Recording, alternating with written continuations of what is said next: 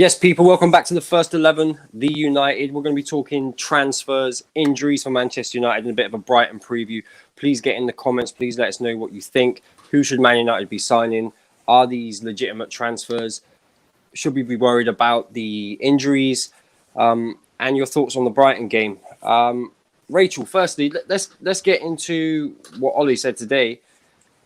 Lindelof and Martial didn't train today. They're waiting to see whether they're going to be fit enough to play on Sunday. It sounded like a no to me. And also they're waiting on Greenwood and Rashford and how they react to training this morning. How big a worry is that? I think centre back's okay. We have Eric Bailly. I think he's fit, isn't he? So that's all right. But if we don't have Greenwood, Martial, Rashford, we have no one to play number 9. Cavani doesn't pass his fitness test. So I wonder who we're going to play up then.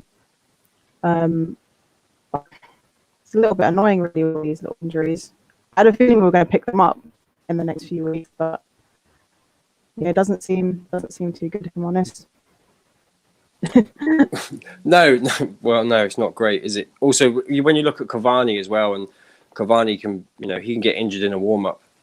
Because the big thing with Cavani isn't even injuries as such. I think it's more, he's been past fit by the medical team before, but if he feels a little niggle, he's not willing to risk it at all, which is a big problem. So let's just say, for argument's sake, Lindelof's out, Martial's out, Greenwood's out, and Rashford's out.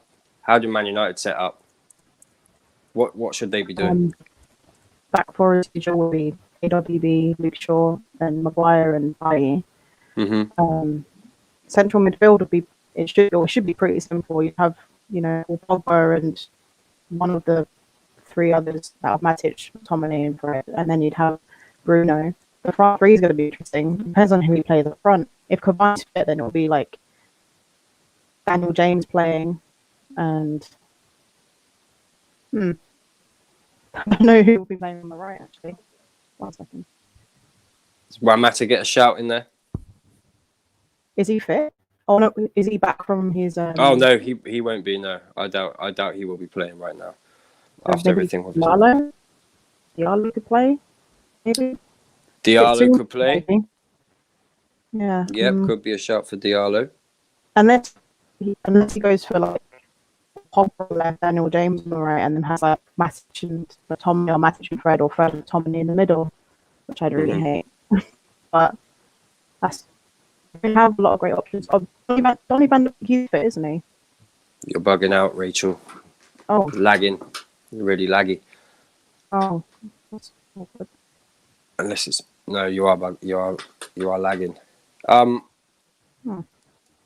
That's a huge. I'll tell you what is a huge question is. We're playing Brighton. Who is the perfect partner out of who we have available in terms of players? Obviously, because I think they will have huge limitations in midfield. But who's the perfect partner for Pogba against Brighton?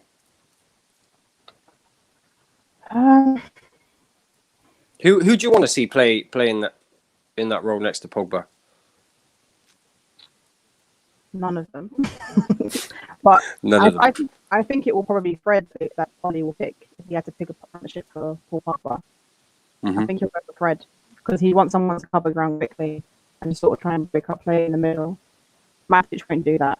McTominay, he's a hit or miss for me. When he's playing alongside Paul Pogba, he doesn't seem to know what his role is as much. Because like with Fred does the same thing every single game he sort of plays. He's very aggressive in the midfield and tries to break up play. Doesn't do anything fancy. He just breaks up play. But McTominay, whenever he has a different partnership, he has a different role within the team. If you know what I mean. Sometimes he's like more holding. He doesn't really do anything special either. Sometimes he's trying to be a ball winner, but he's not good at winning the ball back as Fred. So I don't know about McTominay. I think he'll play Fred and Pogba. I think he will. Just to cover quickly, because Pogba won't do that. He can't do it. Yeah. I think. Yep. Okay. Don't be surprised if he picks McTominay. Do not You be know, surprised. to be fair, our best half of football, our best 35 minutes of football was when we had McTominay and Pogba in midfield against Everton. We actually played quite well in that first 35 minutes, and that was McTominay Pogba, wasn't it? So Yeah. it could be. Yeah. We haven't seen that partnership as much as Fred and Pogba or Pogba and Matic, I don't think. So, McTominay was in good form then, so was Pogba. When they're on form, you can play them in midfield together. It might be okay, but it's nothing special, if you know what I mean. None of the partnerships are great, so it could be McTominay, maybe. Yeah, we don't have the perfect partnership in there at all, do we? Talking of partnerships and getting into transfers a little bit. Ben White being linked to him, 35 mil. I know you want Varane. I personally think Varane is doing the whole Ramos trick, trying to get a new deal at Real Madrid. Is Ben White a bad signing if we were to get a top striker, a top right winger, a Declan Rice in the DM role? Would you see that as a bad signing? No, I think I don't know enough about Ben White, but if he's a decent centre back and he could potentially strike up a decent partnership with one of our centre backs, probably William Maguire, then it won't be a bad signing at all. There's a lot of signings that you can make within the Premier League that are seen as intelligent signings rather than just going with like the blockbuster signing. And I don't think we need a blockbuster signing at centre back, to be fair. I think if we got one, I'd prefer to have someone like Varane than someone like Koundé. But if we're going for a cheap option, Ben White's proven in the Prem. He played the most amount of minutes for Brighton this season, so he's done quite well. In terms of his actual attributes, I don't know enough about him personally. I don't know if he's quick. I don't know. No, I'll be honest. I haven't watched him enough. It's not a player that I would ever look at and think, oh, I'm going to watch a little bit more of him in case Man United buy him. Do you know what I mean? It's not the it's not the target that I thought we would be looking at. But in terms of Varane, do you think Varane is possible? Do you think we can get him?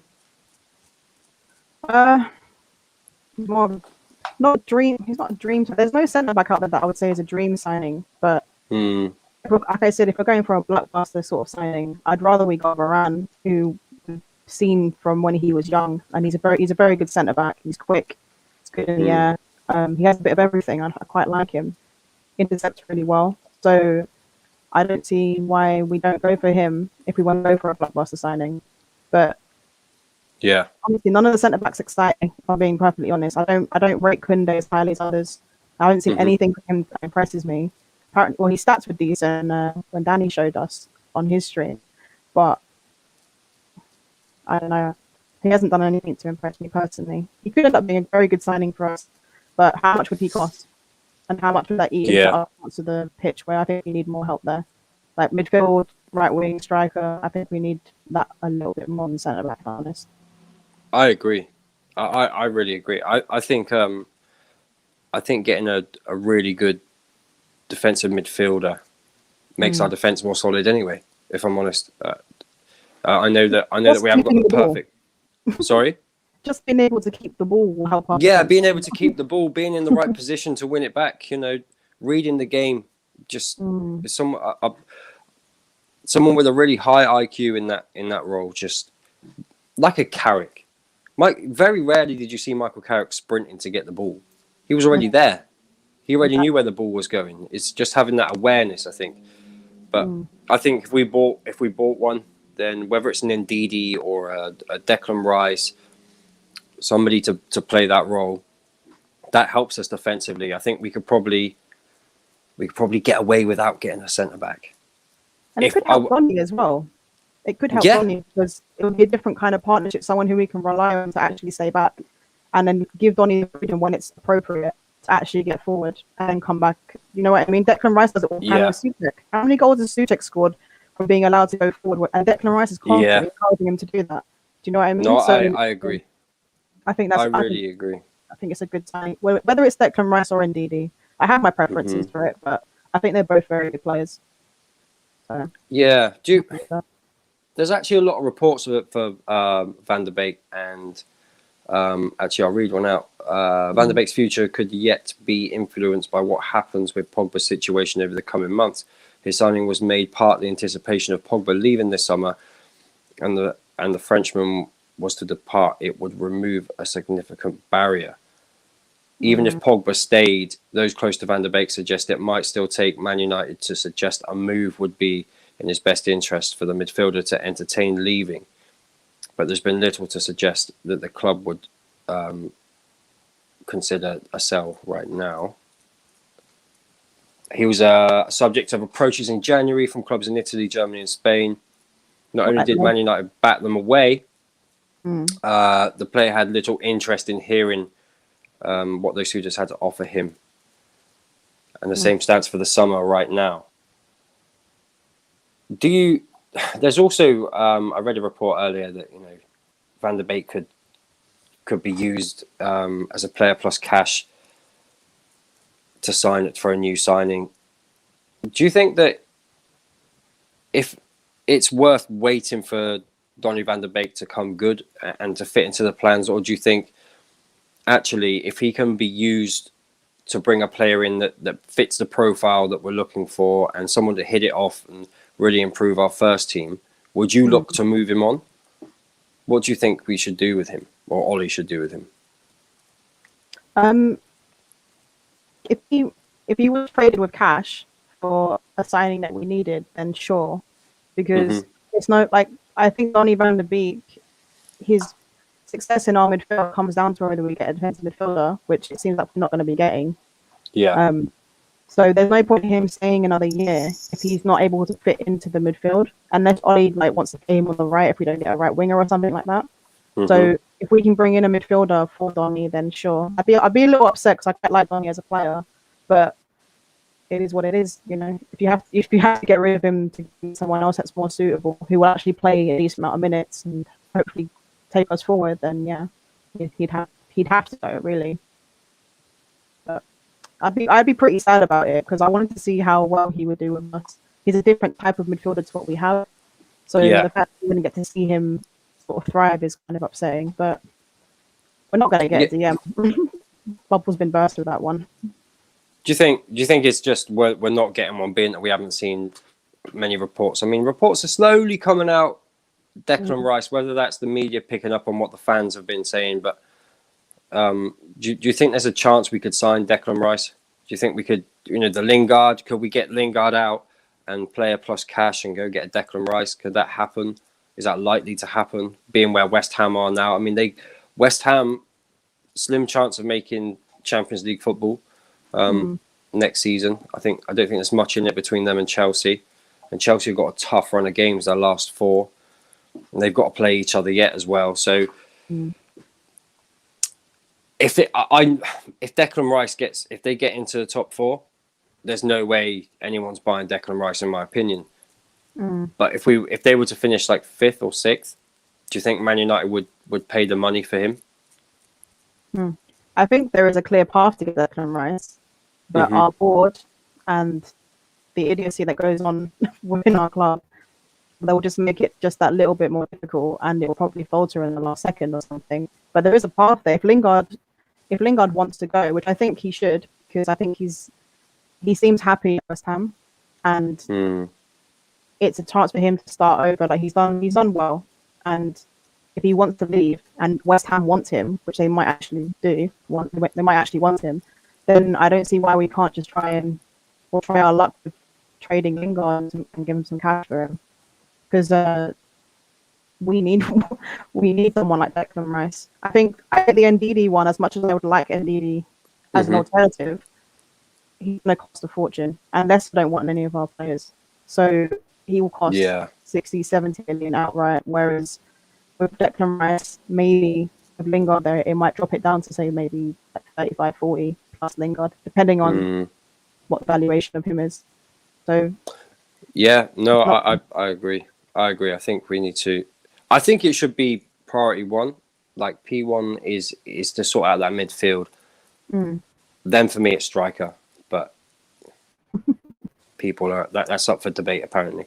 The other thing is obviously Riola's and Haaland's dad are doing the rounds right now. They're going everywhere. Liverpool, Man United, Chelsea. They've done the Spanish giants, Man City. They're whoring him out. Yeah, no, this is like like when you hear a musician, like an artist, they're promoting a tour or a new album. They're on every radio station. Like it feels a bit like that. Like it's a big publicity stunt. Whether it's to build up traction for this season or next season when he goes up for sale, it's like building Haaland's brand right now. The amount of Twitter followers, like social media and Instagram followers, Haaland's going to be gaining now is incredible, because it's, imagine taking this player's father to the club that you support. You're going to follow him to see if you can read into any tweets or anything on Instagram or Facebook or whatever he's on. Yeah. It's great from Riola. It's great work. He's a fantastic agent. I know we all hate him. Yeah. As an agent, he is phenomenal in my opinion. He does such good work for his players. He just pisses off fans, but I think he's a very good agent. Man, like Cam, how you doing? What's going on? How you doing? All good, all good. Cam, Rachel, Cam, I don't know whether you've met or not. Hey, Rachel. No, I don't think we've met. Nice to meet you. Sorry, Cam, I didn't see you in the back there. Oh, no, it's cool. I don't know how long you've been there. Oh, I've only been there for a little bit. I saw the link and I'm like, let me go talk some footy. I'm off today. Yeah. I can't work midday. Now, we were talking about we'll talk about Brighton in a minute, but we were talking about Lindelof and Martial didn't train today. Okay. So that's, we don't know whether they'll play. We never know whether Cavani's going to be fit until we see him on the pitch. Greenwood and Rashford did light training, but they're still waiting to see if there's any reaction from that. I didn't realize Greenwood wasn't fit. Rashford, I don't think should play. Martial shouldn't play. Like, I'm sorry, if you could, if you just got hurt, like it's again, this is one of those cases where it's Brighton and we should be all right to win the game without those two. Should be. Yeah.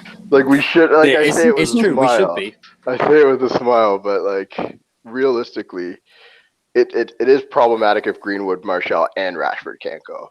If all three of them can't go, then it's a bit. Then I get a little bit dicey, because like then you're looking at it as Cavani hopefully starts. If he doesn't, then are we finally going to see the kids play? Like are they like is there at this point is there no choice?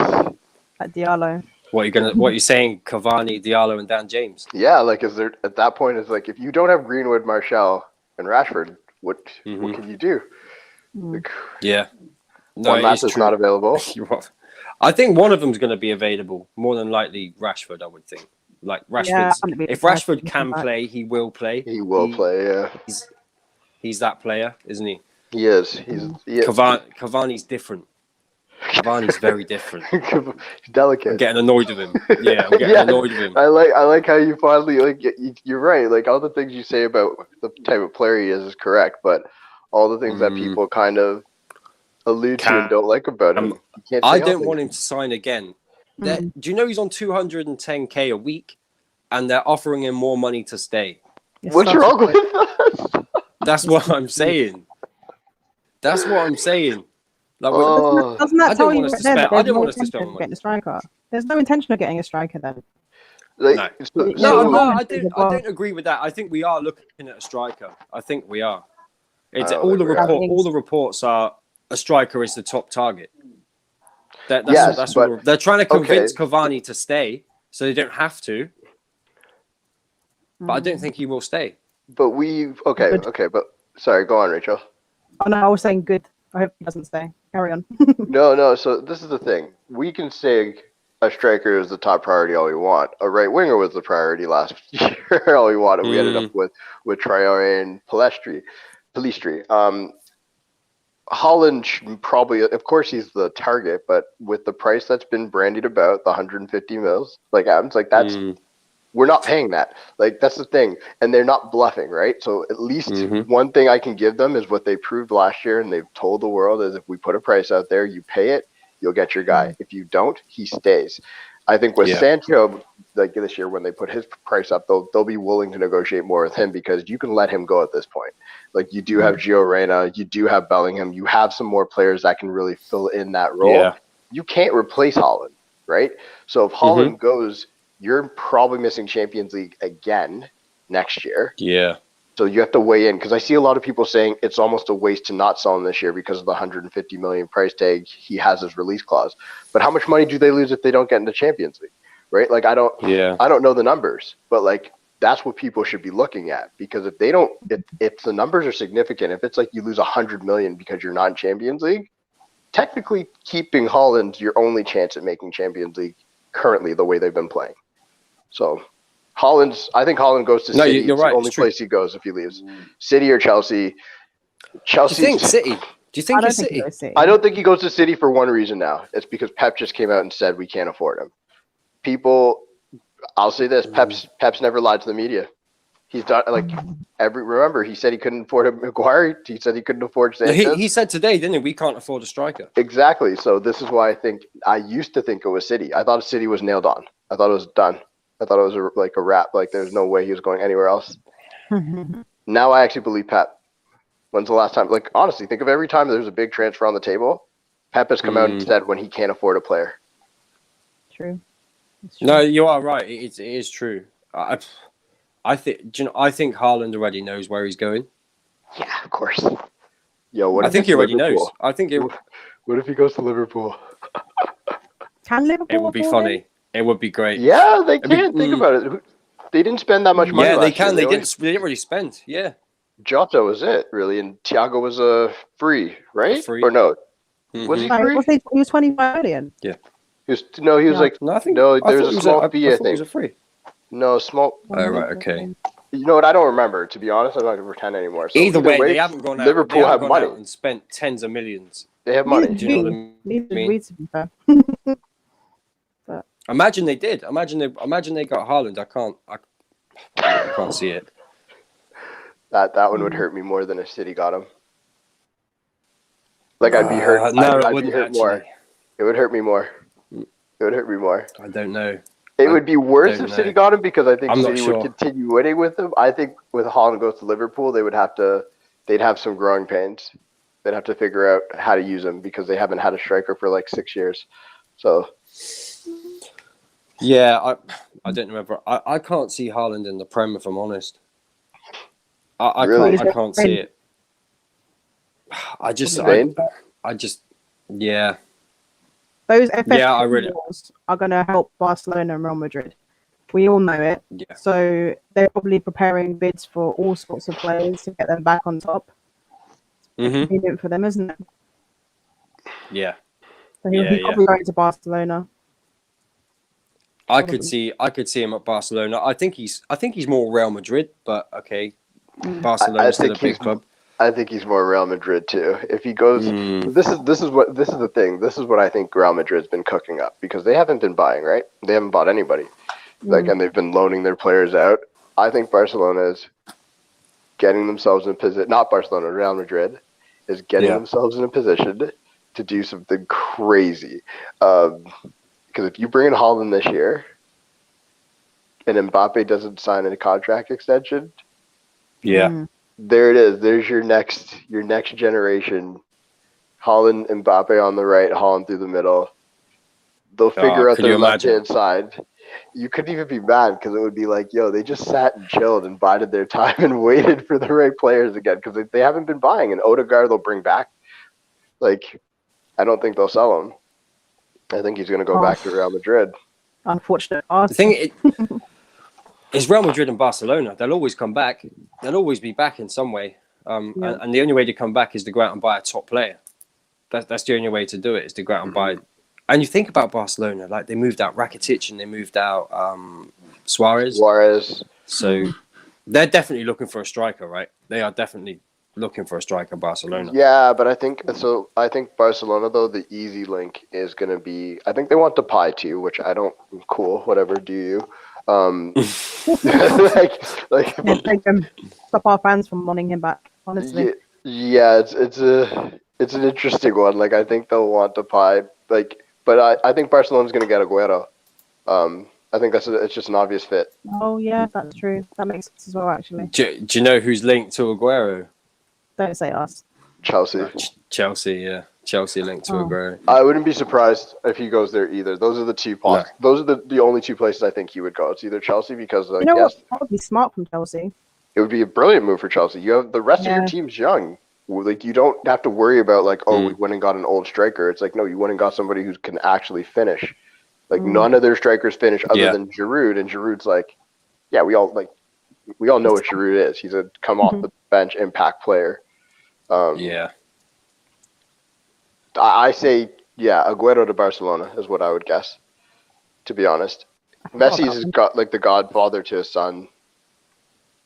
If Messi stays, he goes back to Spain. You know what I mean? You kind of retire in the sunshine. Like, why not? Yeah, I bet his injuries mysteriously disappear as well because it's hot over there. See, I was actually thinking his injury record would lead him to warm weather.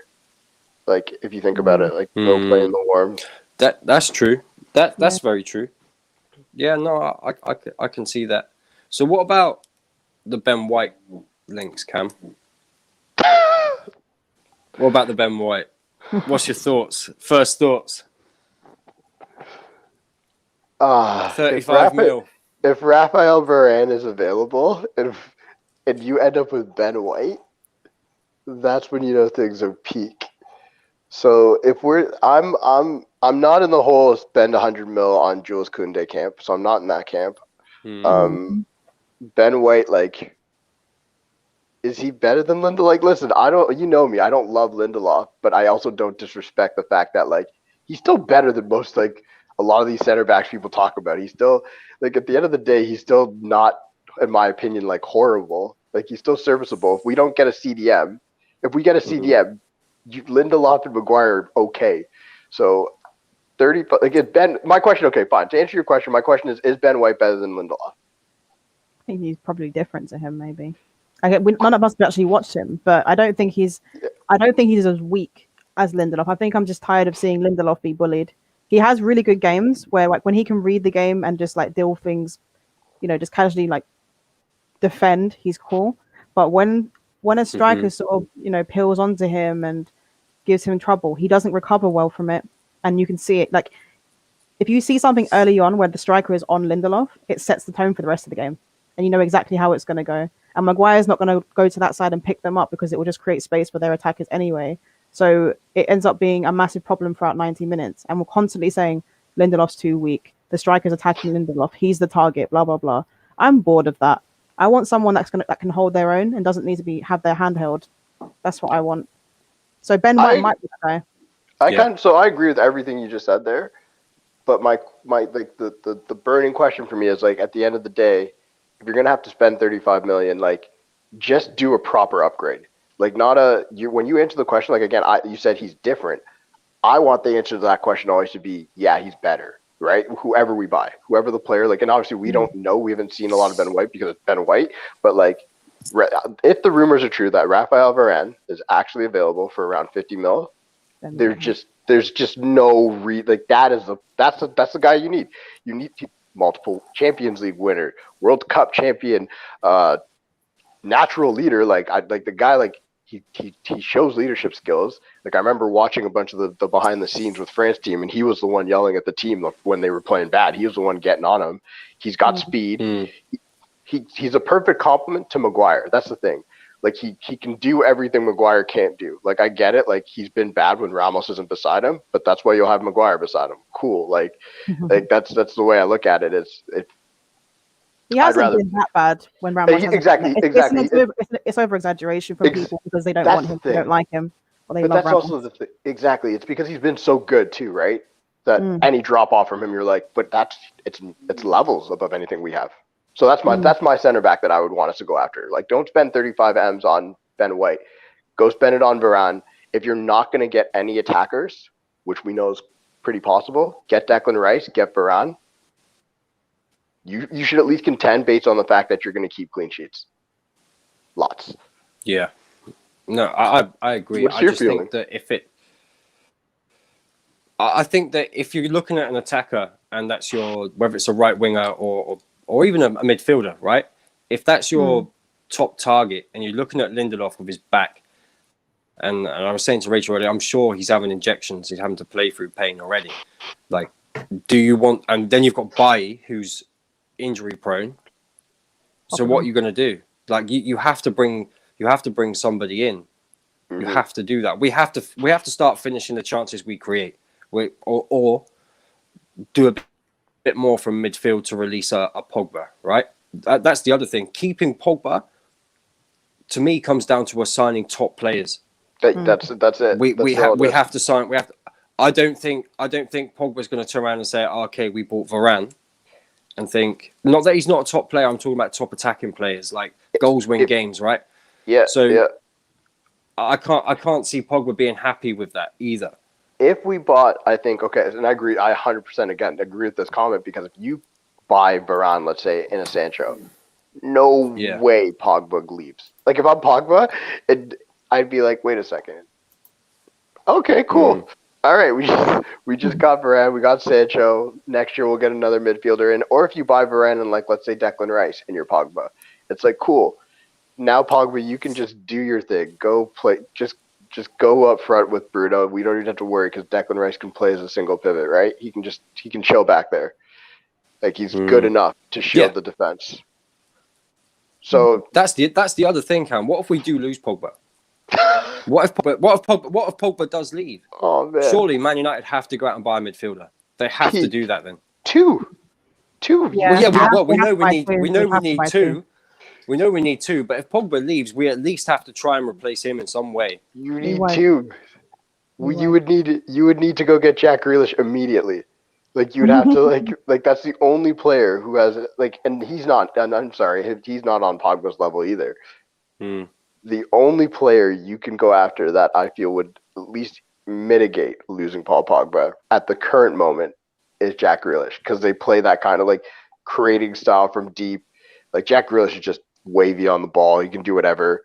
So doesn't he play a little bit further forward though, Grealish? He does.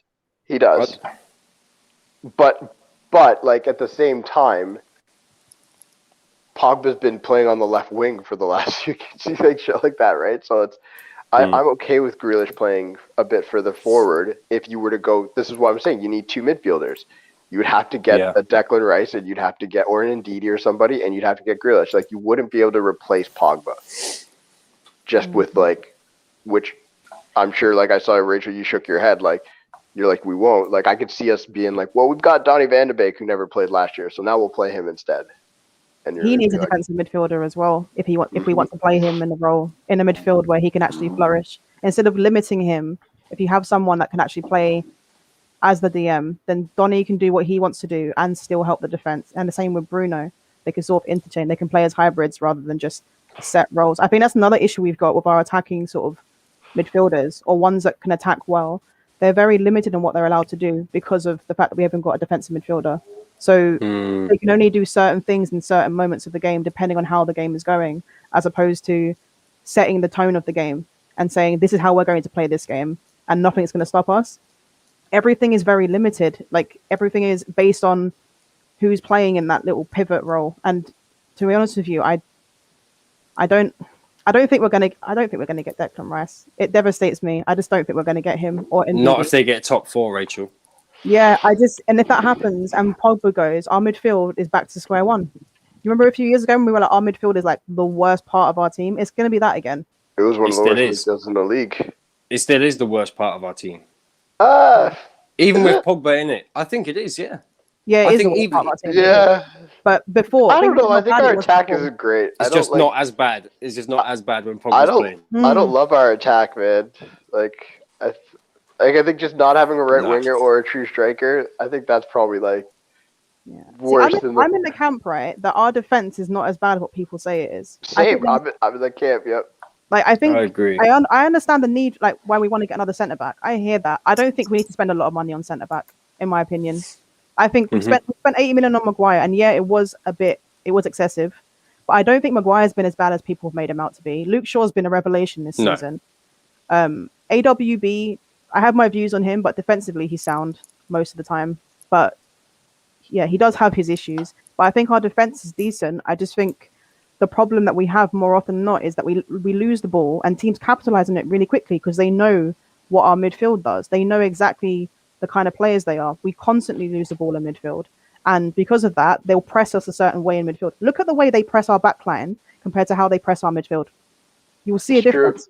You will see the difference because they know our midfield would lose the ball. It's simple. Yeah. Sort out that midfield and everything. Like the midfield is everything in a football team. And people don't seem to understand how important it is. They think we can play this saucy football with Fred and McTominay. Oh my gosh. Makes me ill just thinking about it. Yeah. Our fans are a joke. They're such a joke. No, I completely agree. Like when I hear people talk about like, oh, the style, it's like, well, if we changed our style, we'd unlock this player or that. But I'm like, nobody on our team is good enough to play the football that you want to watch.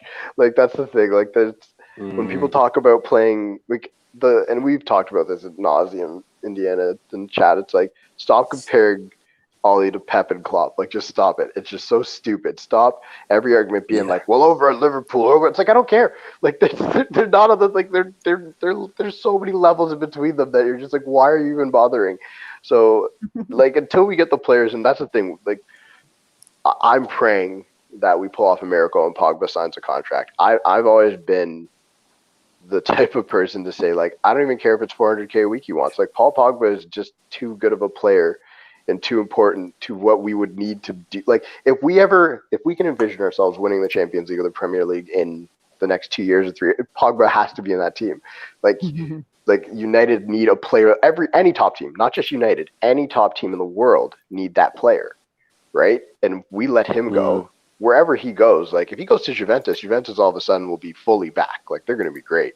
Like if he goes, it's a very different Juventus to when he plays them, though. 100%. But they'll buy around him. They might buy around him, but if they've got Ronaldo there eating up all their funds, then they might not buy around him. He might just be stuck in a very similar situation to United, because Ronaldo is a problem at Juventus. He is a problem. He's not consistent enough with his performances. I know he's scoring goals, blah, blah, blah, Ronaldo. Yeah, I get it. But he is a problem with how they want to play, and he's eating up their funds. So unless they get rid of Ronaldo, like if you bring Pogba in, he's going to be on a lot of money. His wages are going to be high. And then you've got Ronaldo destroying their budget every year. Like he's not going to have much success with Juventus either, because they're in a bit of a state as well. Their team isn't good enough. Rachel, I really don't think Pogba's leaving. I don't think he. No, I don't think he is. I think this is all get a new contract, get more money, blah blah blah. That's all this is. I don't think I want he leaves. Verratti. I just saw it in the comment there. He's right. I want Verratti. Yeah. I'd love Verratti. I love Verratti. I can't see that happening. You know who I want? He's injury prone as well now, though. He's injury prone. Yeah, you know who I want that's kind of like Verratti? I wouldn't mind Saul. I think he'd fit. Saul Niguez? Yeah. I wanted him a few years ago, not anymore. I'm not sold on it. He's not the same player. He's not the same player. I think his drop-off is due to just being in that team for so long. Like, think about playing for Simeone for that long. There's got to be a point where you're just like, okay, I'm over this. It's like playing for Jose. It's like there's got to be a point where it's just Simeone's a way better manager than Jose, but that grinded out. I'll never forget Griezmann in an interview coming out and saying he's like, yeah, that's the way we play. We play boring football. We win, but play boring. So I was like, it's got to be tough for players. But you're right. After the injury, he hasn't been exactly. And then we were linked to Llorente. Any midfielder we bring in, I'll be cool with, as long as it doesn't mean it's because Pogba's leaving. I don't mind Llorente as long as Man United aren't going to say this is our marquee signing, this is our top target. Llorente, do you know what I mean? Like I didn't really want the next James Milner to be our marquee signing, because that's pretty much what he is, right? He can play a number of positions. He is a younger James Milner. That's what he is. He's not elite at anything. Like he's not going to hold down a position. And yes, we do. At some stage, we do need to have a more of a utility player who can do more than just a job in a position. But we're not. I don't think we're there yet. Let's build a first team. Let's get that done. I think McTominay's going to be that player. in a few years. Of course, I think he's yeah. the utility player that can come in and do a job because he will do exactly what the manager wants. He hasn't got he's not a maverick sort of player where he'll grab the game and just, I'm going to do what I want. I'm going to push forward now. Because Pogba's done it a few times during our winning run where he will start to push forward when he shouldn't. And it would sacrifice the defense a little bit. But we've sort of gotten the win. But McTominay's not going to be that kind of player. He's the kind of guy where the manager brings him on and says, you know what, I want you to sit back. Or I want you to close down this player. I want you to man mark this player. That's what McTominay is going to be. So I don't think we need a utility player. We need a quality player. Yeah, I agree. Yeah. Exactly, and I think the guy, what this guy's saying, Herrera, McFred. I actually think Herrera and McTominay are going to be very similar players by the end of McTominay's run. Like I think because McTominay's continued to improve. At least I'll give him that. He's continued to get a lot better. If we're going to be honest, as a player, you chip in 8 goals. That's all we ask. 8 goals this season. If you told me at the start of the season McTominay is going to give you 8 goals by March, cool. I'm gonna take that. Yeah, it's true. Right, so it's you're right. The signing we need to make. Everybody. If you've ever heard me speak, if you ever heard me talk, everybody knows the signing I think we need to make is Jadon Sancho. I think there's no other. There's any. If you had to sign one player, you just get Jadon Sancho and you figure the rest out next year, because it's man, just think about it. There's so many reasons he should be on. He's another young English talent. You have him and Rashford on either wing. That's a true. United have been built off of flashy, fun, likable wingers. You bring in a Jadon Sancho, who's opposite to Marcus Rashford, saucy player who's just going to provide chances. Yes, there's nobody to finish them right now, but at very least you have that player there. Maybe Showtire, maybe Hugo, one of the youngins ends up being the striker. Who knows? But when you have that talent around them and that young superstar talent, it's good enough. And I love his passion. He reminds me of Andrew. Yeah, no, 100%. Fred's got to be sold. Fred, I've noticed I haven't talked about Fred once because I don't want to talk about Fred. I think Fred doesn't exist to me right now. But my thing is, you get Sancho, you have Rashford on the right, on the left. You have a foundation there of 2 very young English players who are part of the United setup for a long time moving forward. They have recruitment power, just those 2 guys to begin with. If you were to then bring in a Declan Rice, I remember what really. Because I was in Canada when you start watching United, you start watching international football more. To be honest, that's your first intro. Is World Cups and Euro Cups when you're younger. And I remember the English team always having multiple stars from United, multiple players. They had multiple players from every team, but United had the best players, the Scholes. I always was upset, because I didn't really understand why Giggs couldn't play for England. I was why isn't it Giggs on this team? I was this is stupid. Yeah. I didn't understand, right? I didn't get those. No, we were all upset when he picked Wales. Trust me, we were all upset. Oh, he picked Wales. So but he's Welsh, right? So it makes sense. But I remember Beckham, all these guys, Rooney, all on the same team, and you're just yeah, that's what I think Ollie's trying to build back at United. The group of because he came in and he targeted British players, the best of the best for a reason. He's because they understand what it means to play for United. So they're not going to if you brought in Sancho, I wouldn't be worried about hearing about murmurs about him wanting to leave in 2-3 years. I think he would be up for the challenge, up for the project. You bring in a Haaland, if things aren't going his way in a year or 2, come on, we all know what's happening. Raiola is going to be beat. Sancho will be the same though. He might not. I don't think so. No, he might not give a fuss about it, but Sancho wants to be the best player in the world. He said that. And to be the best player in the world, you have to win the biggest trophies. If United aren't doing that, he's going to want to leave. Otherwise, it will be a sideways step from Dortmund to United if we're not winning trophies. And that could happen. So I don't know. This is my issue, Rachel, though. This is, before we go on, please smash the like button, subscribe to the channel if you're new. Socials are down below. And obviously, Cam, you can catch on the Football Terrace anyway, so you know where to find him. My big thing is that we should be buying elite players. It is Manchester United. That I'm not being funny. Chelsea shouldn't be able to compete with us for players. They shouldn't.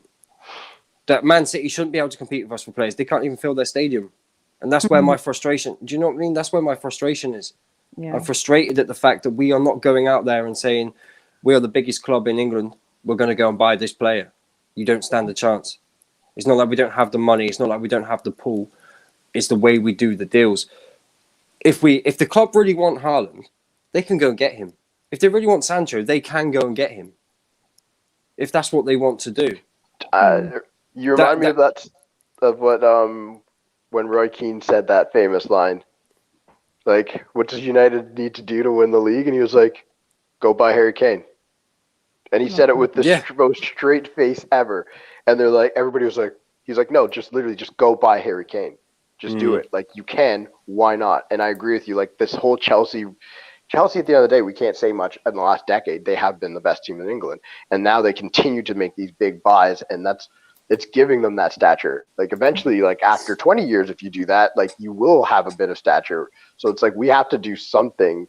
This is the year. In my opinion, you get Sancho, you end up getting Kane the next year. You have that team has to win trophies. I don't like, how can it not? There's too much talent. Bruno's still here for years, right? So if you have a front line, and this is, I keep saying Kane because I think Haaland will end up somewhere else. So if Haaland ends up somewhere else, you don't want Kane? No, I don't want Harry Kane.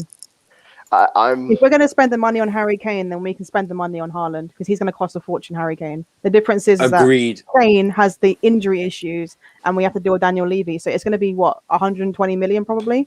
To spend English tax, Levy tax. But United if Haaland doesn't want to come, injuries.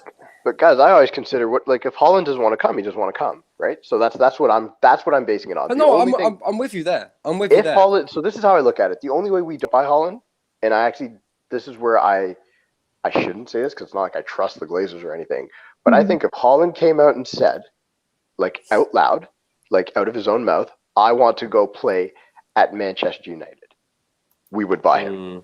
I truly believe that's when you would see the Glazers would have no choice. They would have, like, you wouldn't, like, people would think about what the fan base would do. The rioting, if Haaland's like, my choice is Manchester United, but they can't afford me.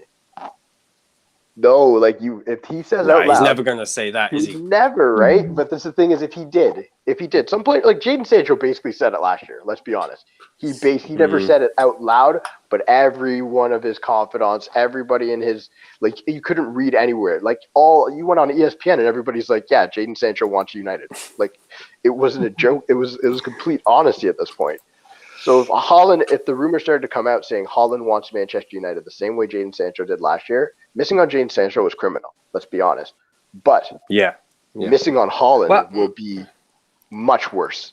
It'll be a much worse situation because the winger thing. Go on. I don't have a problem with it if the plan is to get Sancho and they've been like, okay, COVID's coming and it's not going away. He will be cheaper next year, and they go out and buy him. Not all. Like, all's not forgiven, but I don't have a big problem with it if it means we're going to get Sancho cheaper and then we go and get a Declan Rice. Okay, we still need a striker. Go get Danny Ings on a free. Like, do some business. Like, there are free targets out there. You can go and get them. It's not like we're shy on the wages. Do you know what I mean? Like, we can pay the wages and bump it up that way. My whole thing is about how we go about getting these players. We make it so hard for ourselves. There's no need to do that. It's almost as if it's Woodward's got this arrogance of we're Manchester United and, you know, because we've asked you to come, you should come, without even selling it to them. It's ironic, though, isn't it? Because he's usually the reason why it breaks down. Ridiculous. Yeah, that's what I'm. Yeah, last year apparently the Sancho deal was literally like. It was basically done, everybody thought. And like when I was listening to ESPN again, because like as much as I hate listening to those guys talk, they are plugged in. So that's the difference. Like I don't like listening to Nickel and Craig or anything, but somebody like Jules, for instance, and Gab Marcotti, they're actually very plugged into the back scenes of what's going on. So when they say they know that the deal fell apart because of a couple million or because United came in at the last minute after a deal was in place, and Ed Woodward was basically like, well, no, now instead we're going to pay you this.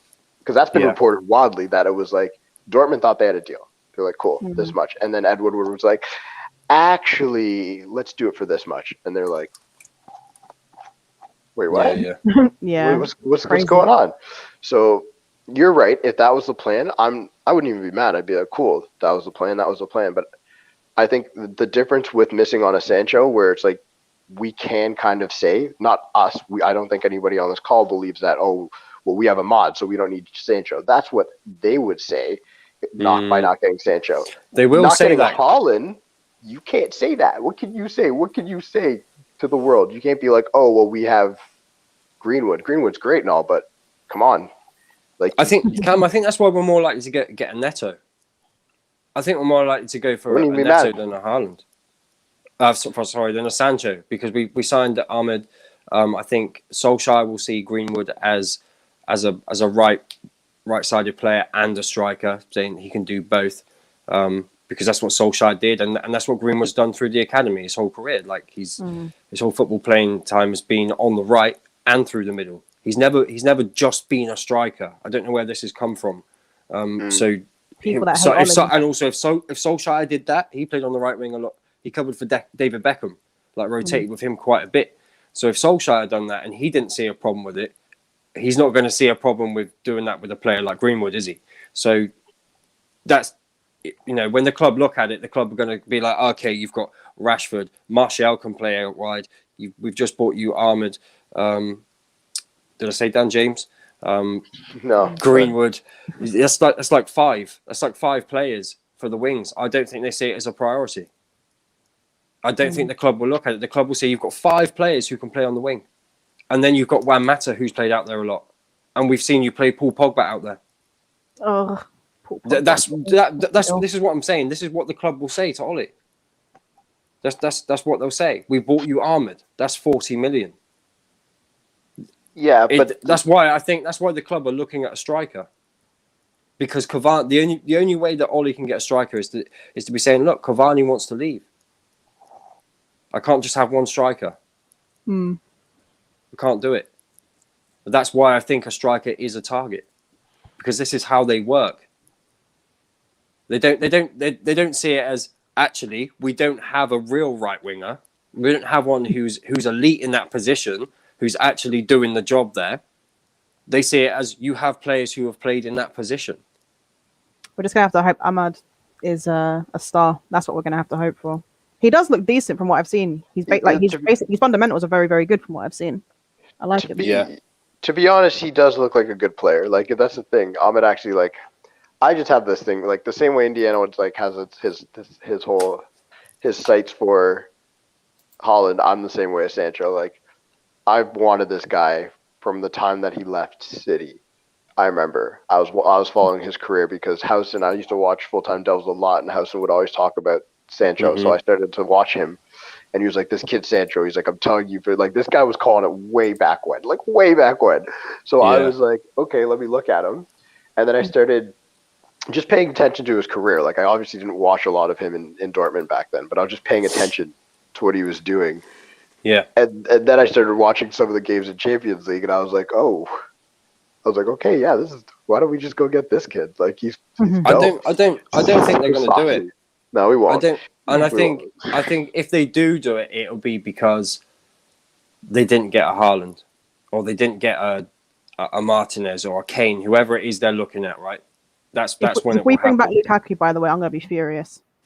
Never gonna happen. I'm not joking. I will go absolutely ballistic if we got him back.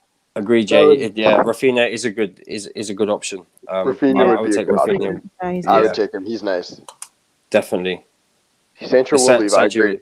He wants to leave. He does want to leave, and this is another reason why people were saying that Haaland will stay at Dortmund for another season, because they won't want to lose both. And Cam, you were saying about getting Champions League football, and the money won't be that different. In fact, actually, you might even end up with I think it's about 17, 18 million, around the 20 million. So I was watching a podcast earlier, and they were saying, because his release clause would be 70 million, although they want 100 and I think it's 150-ish. They're saying 150 euros. So like 150 euros, yeah. So if you do that, and then you get around the 100 million, Champions League. I'm sure Champions League pays out a lot. Yeah. No, it does pay out a lot. Do you really want to lose Sancho and Haaland at the same time? You don't. And the thing is, Dortmund always make sure they have a replacement in tow before they let players go. They're very good at that, right? So like when Dembele went, they knew they were getting Sancho, right? So like Sancho was already done. It was like Sancho was leaving City. I remember the news, and then I remember literally hearing about Dortmund being interested in Sancho, and I'm like, Dembele's gone, because that was during the whole Dembele saga. When remember, like he went on strike. He wanted to go to Barcelona. Yeah. They were like, fine, you have to pay that crazy fee, which was like what, 180 or something for Dembele they paid. which Yeah. is nuts. But though it looks like he went on strike, and then as soon as Sancho rumors came up, I'm like, oh, okay, there's a replacement. They're going to sell him for sure, even though they said they weren't. He's gone now. So with Haaland, there's no replacement. Right now, they have Gio Reyna, who can play out there, and he's very good. Like, he's a very good player. And Bellingham's still figuring out where he should play. Like, so Sancho going is a no-brainer. Haaland, you can't replay. Fab tweeted yesterday, United expect a lower price from Dortmund for Jadon Sancho and are expected to make a decision on Sancho before the end of the season. Wouldn't that be something? Sancho gets bought before, like, right at the start of the transfer deadline? Right at the start of the transfer window? Like, right at the start? That'd be nice. That will just give us some false hope, though, because we're thinking, we've got a nice early transfer. That means that, we're going to have a good window, and then we're just going to be waiting for, like, a month, and there's going to be nothing after Jadon Sancho. And then we'll end up on the last day of the season getting Danny Ings for Indiana. Rachel, I'm not even upset about it, though. If we sign Sancho at the start of the window, I don't even care if you do more. I'm telling you, if we just sign Cam's Sancho, in the camp of let's create more problems. chances to miss. I'm not. I'm in the camp of let's get an elite striker. Let's start finishing the chances we do create. We're both very different ends of the scale here on this. But we both know we need to fill these positions, right? We both know we need to fill these positions. It's like chicken or the egg situation. It really is. It is. Yeah, it is. It's exactly chicken or the egg. Neither of us are going to be angry, are we? No. I'm not going to be angry if we don't sign Haaland and we do sign Sancho, and you're not going to be angry if we sign Haaland. Like, I mean, it is what it is. We did some business. We did business, and that's all I'm looking for this year. Yeah, man, that's all I'm looking for this year. Because who do we have after Brighton? Who's the game after Brighton? Leeds? Oh, do we have Leeds? Or is I will check. When do we play Arsenal? Hang on, let me bring up the Prem table. Let me have a look. Oh, it's Granada, then Tottenham. I forgot we're playing Tottenham. Oh, I want revenge so bad. So the Granada game is no, it's not. The Granada game is one, so we have to go out and put our best team out there. So you got to keep that in mind. If we're playing Tottenham around there, I suspect like McFred will play against Tottenham. Like there's no doubt in my mind. McFred will play against. I don't know. If Pogba's fit. If Pogba's fit, Pogba plays. I think Pogba's for sure. I'm telling you, I've been saying it. Europa League is the goal. I think that's the number one for us right now. I don't think we believe. Well, maybe it's my false hope. I don't think anybody in that team thinks that top four isn't secured. Like that they won't be able to continue and get enough points. A trophy is an absolute must this year. I'm still in the camp of Ollie mailed it in for the FA Cup, same way he did last year. Like, I'm not mad about it. I'm in the camp that I truly believe he just looked at the schedule, was like, I'm just going to put out players who can kind of be fit, and then if I need to make subs, I'll make them. But it's not a big deal if we lose that game. I disagree with that because you think the team he put out was still strong. I think the formation he used and the way he set out our team was poor. Because the players were there. The players are there that we could win the game with. I just think playing Pogba on the left wing instead of playing the diamond where you can win the midfield battle, I think he made a mistake, Ollie. If he played a diamond, so we could actually try and dominate the midfield with four midfielders, we would be doing a lot better. But with that 4-2-3-1 with Matic and Fred, which is the worst pivot combination out of all of them. Knowing that we struggled against Crystal Palace with it as well, it has nothing between them. It's a horrible combination. He played that combination knowing full well how bad it is. If he played it for a midfield, it would have been a lot different. That's why I'm annoyed with that game. So the thing is, I don't think Ollie knows how to play a diamond. Like I've said this before, I actually don't think he knows. It's not his formation. I don't think he's fully versed in it. So that's why we don't see it. We've seen it like twice, right? Like I think we've seen it twice, and we got battered. That's the coach's job, though, no? No. I agree. I'm not. Listen, it's on him. I agree with that. But I'm saying, so when people say he put out a strong team, okay, I agree. Like when we look at the players, but all these first choices weren't in the game. That's what people aren't looking at. Like those players, as much as that's who the world wanted to see.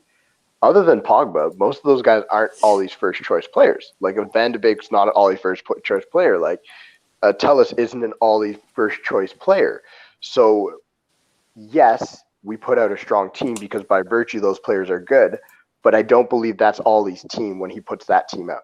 Is what I was trying to say. For me, that doesn't matter because what ended up happening in that game, you see, Tellez had a decent first half, right? But he had no one to link up with on the left. That was because Paul Pogba played as a left winger and had to constantly come deep to get the ball because Fred and Matic couldn't control the midfield. If you put Pogba in there, if you're going to play a 4-2-3-1, you play Pogba in there because he will control a midfield. But what he did is he shifted Pogba out to the left. Tellez had no one to link up with on the left side, and in our central midfield area was a problem. So that is down to Ollie.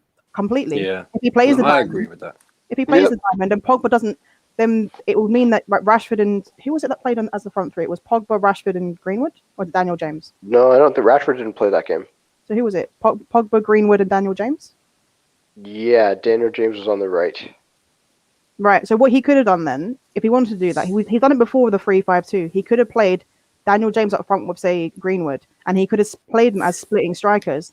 And in that way, you'd have someone to link with Tellez or whoever our right back was at the time on the right side. Yeah. So basically, you'd have width. The problem is that we were supposed to have width, but we couldn't because the central midfield was a problem, and that's down to Ollie because he should have played Pogba in central midfield. This Pogba being on the left thing, it makes me sick. He shouldn't be doing it. Honestly, Man City away, I get it, but when you're playing against teams like Leicester, who are not a team that dominates the ball. By the way, Leicester are not that kind of team. So playing Pogba in the middle of midfield is absolutely fine. What Ollie did was criminal in my opinion. Like I think it was poor. The selection in terms of the personnel was fine, but in terms of how he set them up was astonishing. Yeah. He shouldn't have done that. That's why we looked so bad. Pogba didn't know what the hell he was doing because he had to come back and get the ball. It's not good enough. Those kind of things are where Ollie needs to sort himself out because he makes those mistakes too often. And it's I agree. It's the in-game management that it's horrible. I don't really like at all. I do criticize that, like the subs as well. Like I don't like Rashford having to play so many games. Like if you're in games where you're like, if you go 2-0 up, take Rashford off. You already know he's got 2 injuries. Just take him off. You've got there now. It's not like you can't put Dan James on. Put Dan James on and let him run for the last 40-odd minutes. Do that. Do you know what's crazy about that, though? With Rashford and Bruno, if we're 2-0 up, they're not players that are going to control a football match to close games out either. They're not those kind of players. No, so there's literally no need to keep them on. Just bring on someone who keeps the ball. That's all you have to do. Yeah. But he won't do it. Those are the kind of things that lets Ollie down. It frustrates me. I agree. I do agree with you. Yeah. I do agree with you. In terms of transfers coming in, what about players moving out? Because this is a lot of what Man United need will come down to the players we can move out. We spoke about this before, like £23 million a year, and that's on Tuanzebe, Cavani, Jones, Lingard, Pereira. That's the wages. Well, we're trying to. How much again? Wait, how much did you say? £440,000 per week. Huh. So we know we're trying to get rid of Pereira. Well, at least potentially, I'm reading that there'll be a second loan. So hopefully. That so if there's a second loan, then why not? Like they'll be paying his wages. Cool. I'd rather sell him, but if you can't sell him, you can't sell him. Right, like if you can't sell something no one's gonna buy, right? Lingard, I really think there should be something in Lingard and Rice, which swapping teams. I think Lingard, without a doubt, is gone. It just he's playing better, like he's enjoying his time. Not Rice though. I disagree with that. That's because he's a West Ham fan. Okay. That makes sense. Yeah. Sorry, man. That's the only target. Just saying. Yeah, it's the most realistic one for us, honestly. Right? It's perfect for us, and I especially since he's an easy turncoat. I'm not worried about him wanting to come. He can kiss the badge one day, and next day be shown the money, and he'll be on his way. Lingard's out. Jones, I don't know. Like just do what Barcelona did. Just pay these players to leave. Like let's sell them for $1 million. Like Barcelona got rid of like 4 players this last year, It was basically just to get rid of them for free because they screwed up and they admitted it. They're like, okay. We do need a fire sale, Cam. We So have you get rid of Jones, you get rid of Pereira, you get rid of Lingard, and then if Leeds is still interested in, Cavani's gone, and if Leeds is still interested in Dan James, I sell him too. Like, yeah, some of the wages are just incredible. So like, Mata's on 160. Is that a player we should be looking to move on? He's going to move on. Yeah. Cavani's on 210, and they're talking about giving him more money to stay. That's such a joke. This is sick. That's a joke. Twanzebe's on 50. That's okay. That's nothing. But the thing is, for Twanzebe, is it if he's not going to play, shouldn't he move on and get football? Shouldn't he be looking to play? That's his choice. We don't know what the managers sort of said to him in regards to that. Maybe he's had he has had injury issues in the last couple of seasons. So maybe you need backup players. But my point is, Cam, is he a backup player? Is he? We haven't seen enough. That's what I mean. We haven't seen enough to know what I actually don't think he's good enough, but I do believe every team's going to have those players on their team. And I think with the Twanzebe, it's only 50 mil. It's not that much. Like, it's really not that much, right? So it's like, he came from your academy. If we get a centre back, then obviously Lindelof and Bailly will probably be like the backup ones. So then Twanzebe would have to leave because he won't get game time, which is fair enough. Or go out on loan. Or go out on loan. Hopefully come good, get some game time and experience under his belt, come back and, best case scenario is that he comes and competes to play. So how many outs do you think we can handle though? Like realistically, how many outs do you think we can handle based on how much we'll buy? Because you can't sell everybody because you need to have a squad. I think we can lose Cavani. Because I think 210 a week is too much to be paying him anyway. Yeah. I think we can lose Mata. Yeah. So then you're on like 370 grand. Jesse Lingard, that's another 75 grand. Is it only 75? I thought he was on more than that. I thought he's on more. 100. No, I looked it up. I'll check it. I'll double check. Didn't he get a new contract under Mourinho? Yeah, I thought he was on like 110 or something. Yeah, I thought it reached 100. I thought it did. I'll double check. I might have it written down wrong. Let me double check. United way. Give guys a bunch of money when they're in a purple patch. And Phil Jones, how much is he on a week? 80K? You don't want to know. Phil Jones on 75. That's paid. Well, he needs to go anyway. I can't believe he's still at this club. It doesn't even make sense anymore. Honestly, I'm telling you, genetic testing. I told you, Indiana. That's what he's there for. There's no other reason. They're testing. They're like breaking his legs and seeing which chemicals can be used to fix him. That's it. Nothing else makes sense. Can't believe it.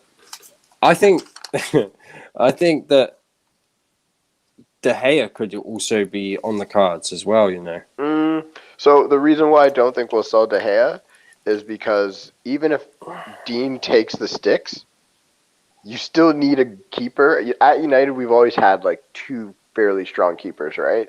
Like Romero's been here forever. Like you still need a good number two. And De Gea, yes, he shouldn't be a number two, but I think De Gea won't leave unless he finds a team that's good enough for him. That's the problem.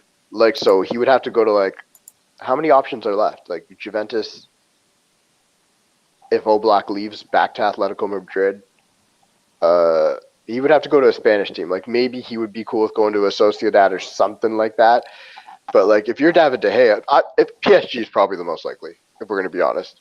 But Keylor Navas, though. Keylor Navas is my bad. He's playing great. Yeah, like Keylor Navas is balling. So like, why? Like, I think that was one of the bigger mistakes Real Madrid made. Courtois trash. Like he's not a good. He's not a good keeper. He had one good year. He's not that good of a keeper, in my opinion. So when they got rid of Navas, I was so confused. I'm like, Navas has won multiple champions. Like, why? Like, why is keeper the position you needed to go get a Galactico signing of? Like, why was that the problem position? with Real Madrid, though, isn't it? They always want the sexy signing. Like, it's ridiculous. But like, you had such a good keeper. Like, Matic. Yeah, Matic that was is criminal extension. And he's on 120 grand as well. So that signing, I remember that extension. I was fuming. I was like, So what? angry. I was like, I'm like, why is he getting a new contract? Just go buy somebody. No, it is Doesn't mad. make sense. It is crazy. When you look at the money, that's like that's being spent here, it's ridiculous. Like Paul Pogba, nearly 300 grand a week. I don't have a problem with. De He should be Gea getting really, whatever he wants. yeah. No, I'm with you there. Cavani the 210. I De don't like Gea's that. overpaid too, but De Gea is the one player where I can be, I can 375. you can look past his overpayment because guess what? He's He has saved up won the for 4 league seasons. and he Yeah, has he's earned it. literally kept us in the green for 4 years straight. Like without David De Gea, United would be where Arsenal is at, straight Yep. up. I agree with that. Jack Grealish is only an option if Pogba leaves, though. He's just got Man City written all over him, and I hate him. I hate it. Yo, I hate can you that. imagine? I've heard the rumor. Yeah, I've seen the rumor. I didn't want to believe it. I'm just ignoring it for now. Well, how Yeah. much do you think Jack Grealish is going for? 80 to 100? 80 million. 80 Okay, million. But if Pep said that they can't afford a striker, so that means they're putting all their eggs into the Grealish basket. Do you think that's what they need? no, I they have like 80 midfielders. Like, they have so This many is what good I'm saying. midfielders. Do we really think Jack Grealish is going to Manchester City? I could just see it happening. You can never be I sure. could just see it You happening. can never be Yeah, sure. that's the issue. Do we think KDB's leaving? No. No, but I think the No. person who could leave is Sterling. You think Sterling's Sterling No, has always I don't think anyone so. like that's leaving. Listen, no, but I'm Yeah. saying Sterling has always flirted with the fact that he could play abroad. He has said that a bunch of times. I'm saying if any player leaves, if Sterling were to leave, Jack Grealish would be the perfect player to bring in. Yeah, that would make sense, but Right? I don't see any team affording Sterling. He's going to go for a lot of money. Yeah, he should be Yeah. at least an 80 million. No, Yeah, no 80 to team can 100 afford million him. player. Yeah, no team can afford him. He's not going anywhere. Like, Sterling's staying no, there. I can't. I Sure. can't see that happening. That's why I'm Listen, saying people, like Grealish is mad. please smash the like, share the stream if you can, subscribe if you are new. Please do that. What about this as a theory? We sell. If we've been told we've got 100 million to spend, right? That's where it is right now. We move on Lingard. We move on Cavani.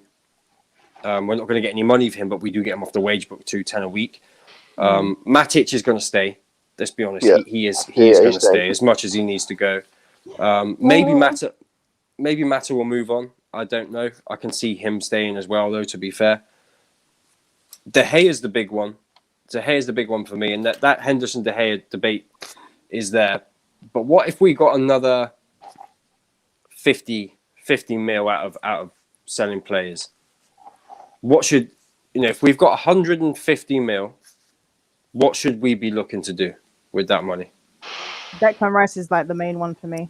I He was needs the midfielder. about to say that too. It has I to was be. going to say We'll get rid of What's- Lingard what's and the- his wages. What's Declan Rice going to cost with Jesse Lingard thrown in? It depends on how much probably West like Ham 60, value. 65, 70 million. This is the problem. West Ham's going to be in Europe next year, right? Hmm. But And Declan Rice is going to take the armband from Noble, right? He's already got it, hasn't he? Really? he already has it. Yeah. That's what I mean. But Noble's he's going to be officially made the captain. So to get Declan Rice out of there, is that going to be easy to do? Is it going to be easy to get Declan Rice out of West Ham as the captain? Listen, he kissed the badge for Ireland and played for England like a few months later. That part of it, I'm actually not worried about.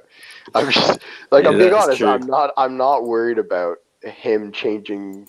I don't think at this day. I think back in the day, Rice was honest when he was like one day, because he said it. He's like, "Do I think I'm good enough to play for United or will be?" He's like, "Yes." He's like, "But that's not now." And this was a few years ago. Now, like, I do believe there's like, listen, people talk about United. Oh, no one wants to play there. Like, no, Aaron Wan-Bissaka and Maguire had options. They came here. Sanchez, as bad as he was, he took the money, but he could have gone to City. Like, he could have just turned down the money and said, I could go to City. Like, these players all had choices. Like, and they came to United. I think there's still players like a Declan Rice who would look at a United and be like, cool, okay, that's the goal right there. That's the goal. Like, now that Chelsea's not going to be in for him is heavy, because I think if Lampard was still at Chelsea, that Declan Rice would be at Chelsea like next year. I think there's no doubt about it. So with 150 million, I think you go get Declan Rice. if you can't get Sancho, you get like a Rafinha or a Neto, and then you hope that Greenwood and maybe Showtire, somebody becomes the striker you need them to become. Because we're not going to get, or you get Danny Ings on a free or some shit like that. Because we're not going to get all three.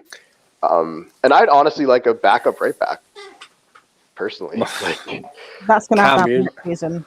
That's going to happen next season, not this season. Well, you say that, but then we could end up blowing the budget on one though in this club. That's the problem. That is the issue. I'd be so done. Like, you won't see me if we buy a right back this summer, early in the transfer, you won't see me on a stream. You won't. I'm not doing it. I won't do it. If I don't see a midfielder, I'll go. No. I don't know whether we're going to get one. I really don't know whether we're going to get one. Is Laird good? He's in League One right now. Yeah.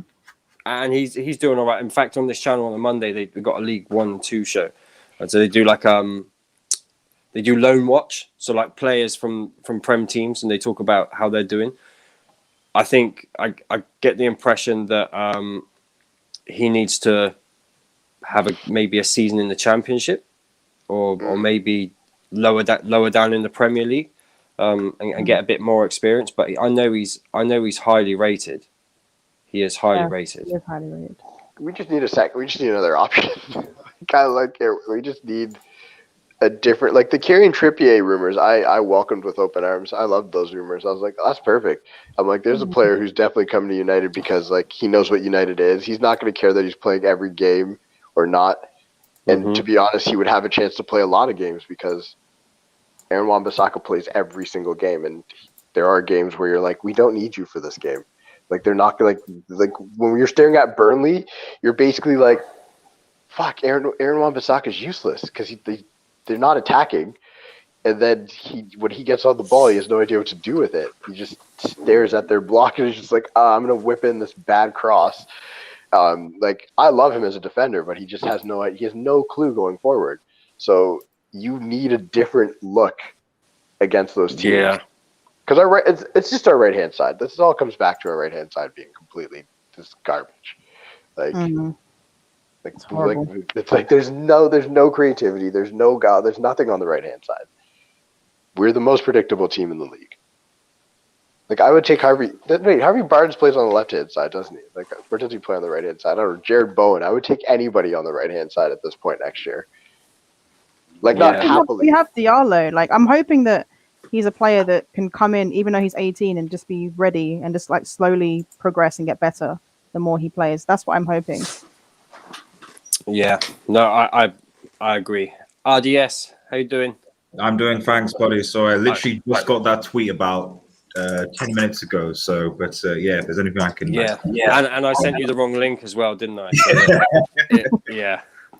Waiting in the back of a studio that doesn't exist. I've been listening in the background though. So like of us, like this sort of hope in our eyes that our board are going to spend money and it's going to be an awesome summer and they're going to, really invest in this team when we'll probably end up with probably 35 mil net spend and Phil Jones with a contract extension. Stop it. I don't want it to happen, but let's be real. It's our club, but especially these Haaland rumors. Funny enough, Fabrizio actually tweeted. I don't know if you talked his latest tweet from Ole Gunnar Solskjaer. I don't know whether I'm understanding it correctly, but at the end of it, Ole says something like, "Hopefully, we'll be with a player that no one's talked about." I don't know what. Yeah, so he says it's not fair to talk about Erland as a Man United manager. He will make his own mind up. Who we are interested. Yeah. I don't want to comment. Now there are a lot of rumours. Hopefully we can sit here with a player no one has written about. Yeah. Maybe it's that player that Danny wants from Sporting Lisbon. What's it called? We're getting Danny Ings. Oh no! Are you talking about? Are you talking about Pedro Goncalves or whatever? Yeah, what Danny wants. Yeah. No one's speaking about him. Maybe that's who we're going for. Listen, if Danny's interested, he was a right winger. Like he was a right winger, wasn't he? Yeah. You can't be better any worse. No disrespect to Daniel James, to be honest. So, and he plays in the right wing. So, yeah, I think that's a possibility. Yeah. Pedro Neto, I don't know why. That's a weird comment by Ollie. That's scary. Okay, so that's It's weird, isn't it? It scares me though, because like, yo, I'm not gonna be happy if you go out and buy a player that like I've never heard of. I go look up his stats and it's like he hasn't done anything either. Because that's what I feel when you say that. You're trying to be cute, like you're trying to be like you guys know more than other people, which you don't. Like we've seen this already. Like you do not. None of you over there know more than the general public at this stage. To be fair to this group, like we were obviously interested in Haaland before pretty much everyone else was. Obviously, that's true. We would get it, and now suddenly everyone else is interested in Haaland. But had we actually done something, he'd obviously be at Manchester United. So, and deep this, he also was probably the first manager to put Declan Rice's name like at a big club, like that. When he came in, one of the first players he identified. And remember, we were all laughing when Aston Villa said it'll be 45 million for Declan Rice. I remember back then, like when we first were talking about getting him, the numbers, it was like 50 million from West Ham. Sorry, from West Ham. It was Jack Grealish was another player though that we were also going at, and people were saying 50 mil for Jack Grealish. That's crazy. Like Madison. So Ollie has had a very good, like the player. who? Frozen? Canadian Wi-Fi. But I get the general he's basically saying that like Ollie's identifying good players like Maddison and Grealish. They were the targets before Bruno, pretty much, weren't they? Before we signed Bruno, that's who he was looking at, and both incredible players. I think Maddison's highly underrated. Yeah, in my opinion, he is underrated. But yeah, we identified. I don't think we have any issue really in identifying solid targets. I think our issue is actually convincing them to come to the club and solidifying them as a whole. And whether no, not Werner, please. Oh my God, he's getting worse by the day. That's Will, man. Yeah, the energy's changed from Chelsea fans. It is interesting. Werner. It is interesting. I heard a lot of Werner would destroy Rashford in the league. He'll be so much more. Even the Martial banter. I know Martial has had issues this summer, but this year, but he's still given more to Manchester United, at least so far, than what Timo Werner has in front of goal anyway. Because we know has he? How many goals has Werner scored this season? 6, I think. Is it 6? Will tell us in the comments how many goals has your guy Werner scored. Maybe no, I think 6 for Chelsea. Maybe all competitions. I wonder whether he's. I could be wrong. And Martial hasn't scored that many either, though, has he? So I guess they're kind of equal in that respect. Yeah, I'm saying but in defense to Martial, what I'd say, even though he should be playing better, he's obviously played better for us than the top scorer last season, and a lot of the time it's the same old thing with United where we don't create enough chances for our forwards. Whereas with Werner, he's getting a lot of chances. He's getting tons of chances. He just can't put the ball in the back of the net. I do not for one believe that that if Martial had the opportunity that Werner had against North Macedonia, Martial's putting that in the back of the net. I don't believe he's not. I agree. He is. I agree. No, he definitely is. Whether he makes the runs towards the ball is completely different. That's they need to have a love child. That's what they need to do. Yeah. That's what needs to happen. Definitely. I was saying a player swap. Go on. I was saying if you're saying a player swap, Martial for Werner, stuff like that. No. I'm no good. Listen, let's do. I would quite happily do Martial, Lindelof. Actually, I think Martial and Lindelof's enough, and just swap them for Haaland to go and do that. You go. They can go to Dortmund. Martial would actually love it. He'd love it. He would thrive in Germany, in my opinion. He'd be happy for one as well, because I'm not sure he's completely happy at United. I'm not convinced of that. When we get Haaland, but we're not getting him anyway. So yeah, but if we did that, would we buy a centre back? We need to buy a centre back if we get rid of Lindelof. Yeah, what centre back would we buy? Because as much as you don't like Lindelof, he's still a reliable centre back that plays. Bailly isn't. He's always injured. We don't know if it's because Ollie doesn't fancy him or if it's because he's got injury issues. So if we don't buy a centre back and we get rid of Lindelof, then we're kind of screwed again.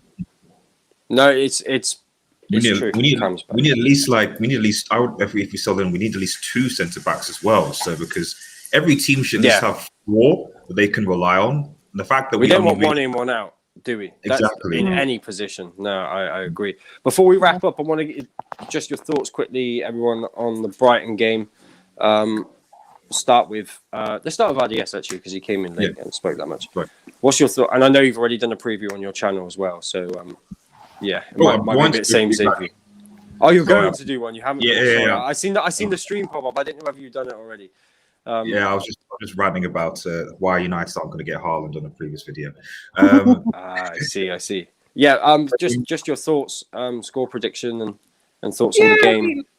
We have, as far as I'm aware, like I haven't looked at all his press comments, but like the only injured players are Phil Jones, standard, and Martial. Is Martial fit? Lindelof and Martial didn't train today. Okay. And Greenwood and Rashford light training. They're still waiting to hear back on that one. Okay, fine. So in which case, Bailly and Maguire and a centre back partnership, we're going to win the game. I assume that with Pogba back, he'll bring Pogba into the side. Whether he's going to put him out left like he always seems to do remains to be seen. But he's going to be back in the side. Bruno. I think who plays next to him if he's in the middle? You mean Pogba? Who plays next to Pogba? Yeah. Fred. Okay. Fred, Pogba, Bruno. I don't think you need to play. I know that Brighton's midfield are difficult, especially with. I actually have an affinity for Basuma. I think if we are interested in getting a defensive mid and someone that no one else is looking at, I think it's been quite solid. I think Basuma he's certainly better than what we have. In Freddie McTominay and Matic right now. So if the worst comes to worst, we couldn't find him solid. Basuma for me would be a solid addition. If you're going to spread it amongst getting him, getting a sense about getting right winger, I think that could work. So he's going to be a problem. But I think that midfield, I think, should be fine. I think as front three grows, assuming that I think Cavani's back, so Rashford, Cavani, and then probably like have a Greenwood or Daniel James. I think that's strong enough to beat this Brighton side. Not that they're easy, but that's enough quality to beat Brighton, I think.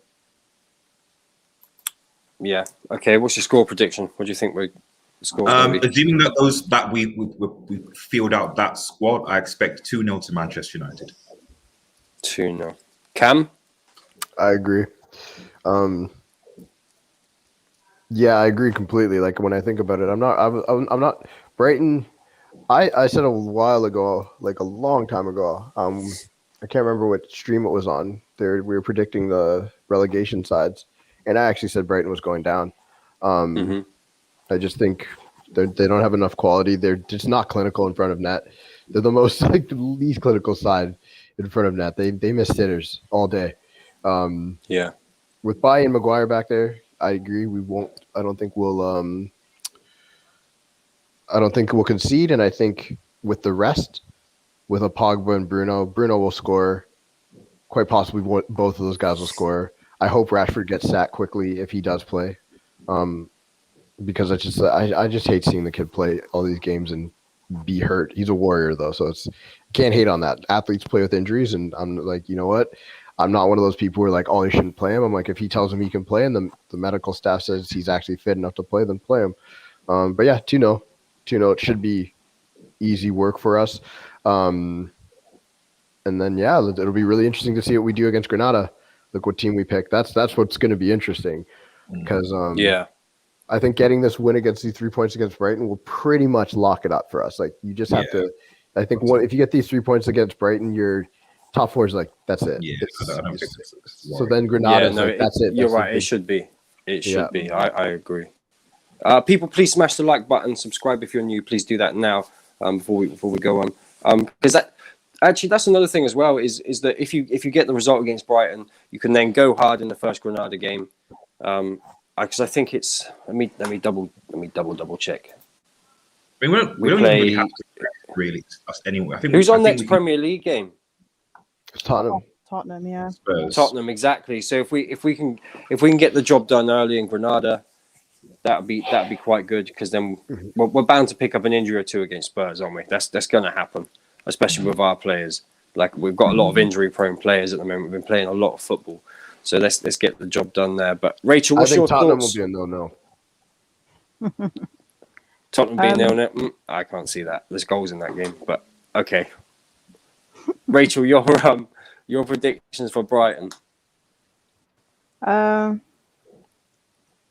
1-0 to us. To who? 1-0 to To us. us. Yeah, 1-0 to us. I think it will be. I think it'll be comfortable. I just don't think we're going to score that many goals. Just be standard 1-0. I hope. If Brighton get an early goal, I'm going to be furious. But 1-0 to us. I think we'll just win the game. Be comfortable, and we just move on to the next. Really. Isn't that what happened at Old Trafford last? They scored first, didn't they? And then we somehow managed to score a goal after the whistle had been blown. Yeah, That's right. Yeah. We got a penalty. No, the thing is, it was the right decision though. It wasn't. It wasn't dodgy like some people made out. It was the right decision. It was the right decision. It was completely. Yeah. Yeah, exactly. It was, but that was one of the worst performances I've seen. That was a terrible performance. You know, that game, I hated it. This weekend, Lamptey and Solly March, like one of those players, terrorized us. Remember, Solly March terrorized us in that game. They're not playing. Yeah, I think they're out for a while. Mope give us problems too. Wasn't he playing? He's one that scored the penalty and did the little. Yeah. The other thing as well is that, I mean, maybe, I'm not saying this is a big sort of thing, but when you get to these parts of the season, you know, I noticed with like Chris Pass and Burn and stuff where like Brighton are effectively safe. So it's not like you're playing like a Newcastle within a Fulham that like, okay, we're desperate to pick up points. It's like, we'll come back. Yeah, okay, we're not going to not play, but there's no. Safe? Would you say Brighton safe though? Are Brighton safe? Would you say they're safe? I don't think they're safe. Brighton, I'd say I think Brighton. they are. I think Newcastle are going to go down. Yeah, Newcastle and Fulham are, because I think I don't know what the table is, but I think there's good at least maybe 3 or 4 points away, or maybe even more than that. But my point is just like, it's they're 6 points above the relegation zone. Not. Yeah. So I'm just saying that might be an unfavour to United. It gets to this part of the season where some teams tend to go on vacation and just say, "Hey, I'm done. I'm fine." Yeah, but Brighton's not an easy game.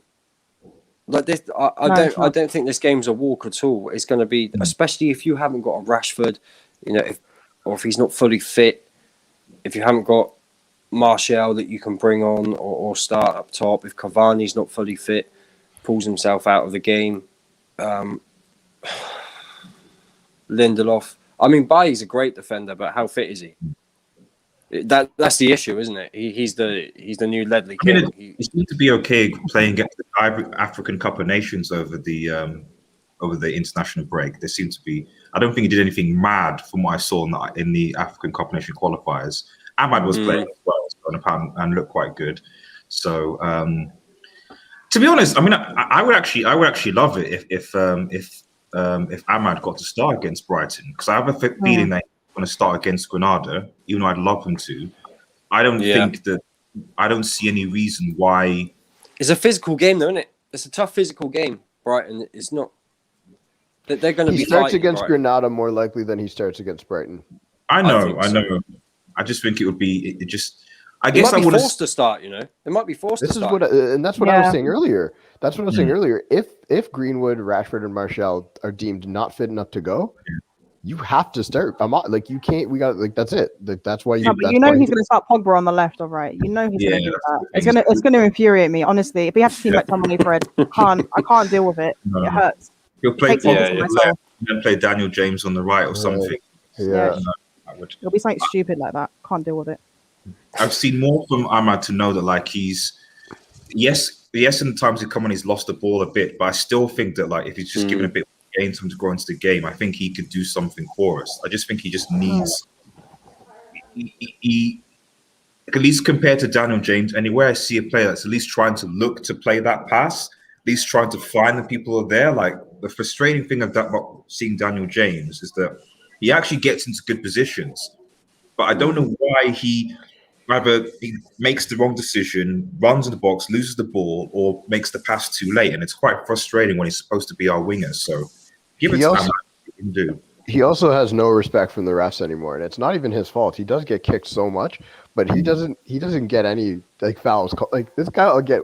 I'm sorry. Like I continue to go on. I can't. What it was the last game where he got taken out in the box, and everyone's like, "Oh, he should have been strong." I'm like, he literally got wiped. He got taken out in the box, and nobody, not even our own fans, were having his back on it. I'm like, because everybody's just like, "Oh, he's small. He goes down." I'm like, well, yes, he is small. That's true. He is small, and he does, but he's getting clamored into by players. Like people are just taking him out because the rest. And he sits there and he just looks at them like, "All right, like what am I?" Like he doesn't do the roll around. I give him that. He doesn't go rolling around in pain. He always just sits up and looks up like. I think he's doing exactly what I expected him to be. It was and do, Tomori. really. That's who it was. Tomori took him out in the AC. That was the game. Tomori destroyed him in the box. And destroyed him. I was like, I get it, cool, let him play, but that's a foul. Like he is what he is, though, isn't he? Like he is. We paid like 15 mil. It's no biggie really. We still need a. I think he was a very good buy at the time actually. When you think back to what we got in that window, I think it was a good buy. Made sense to me to go out and get him. Not that I don't think Man United could spend more money and could do better in the market and could bring in elite players, but it is what it is with Dan James. But we can't be mad at him. We can't be mad at him for him having his level. Do you know what I mean? Like he is where he is. We can't have high expectations of him. But maybe we'll see that. Maybe we'll see Diallo. Maybe we'll see Dan James play. To be honest with you, if Rashford's injured, I'd rather he missed the game, and we had him for Granada and Spurs.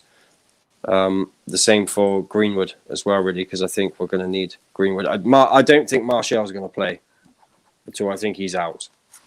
If you haven't even done light training today, you're not playing. As far as I'm concerned, I don't think that's going to happen. And I think Lindelof, if Bailly's fit, there's no need for Lindelof to even play. He can sit out.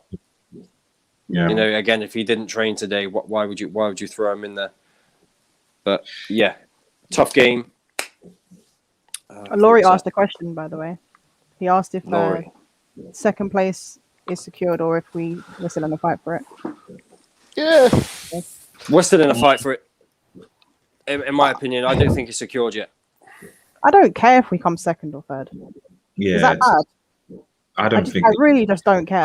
I'm gonna say completely. If I'm gonna be honest, I can't go back on it. I've been saying it for months. Second place is secured. I'm just doing this because I've been saying it. What up, KJ? Pro clubs. I've been saying it for months, but this was before we had our little stumble. That second place was secured, and I don't typically go back on what I say, so I'm still gonna stick with it. We have some tough games though. We still have to play Tottenham, Liverpool, Arsenal. Like I'm not worried. No, we played Arsenal, didn't we? We drew 0-0 with them. Yeah. Oh yeah. We played My them bad. twice. We played them twice. We Just played them Chelsea, Liverpool, isn't it? Really, I think. To be honest, I think I would rather us just go in hard on the Europa League and just make sure that we win that competition. I agree. Where we are in the top four, I think it's fine. I think that the likes of Liverpool and Chelsea, Spurs, West Ham need to worry about getting into top four against us. But I think we've secured that because we've got Champions League football. So at the very least, if we come at the end of it with a trophy with the Europa League, which obviously which at least in a positive will actually mean that we're in a better seed when they actually do the Champions League draws. So we're not going to part one. So we'll be exactly. So at least we're not going to get. Imagine Liverpool storm through it and just take that fourth spot.